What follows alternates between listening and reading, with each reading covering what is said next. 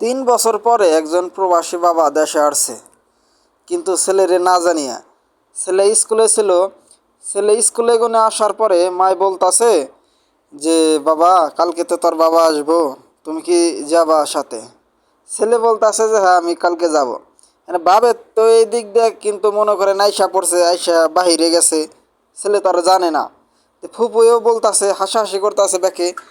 তারপরে এই ছেলে দেখেন মুসরামুসরি করতে করতে তারপরে মানে একবার ইনে যায় একবার উনে যায়, মানে বাপের আইগিয়া আনতে যাইব।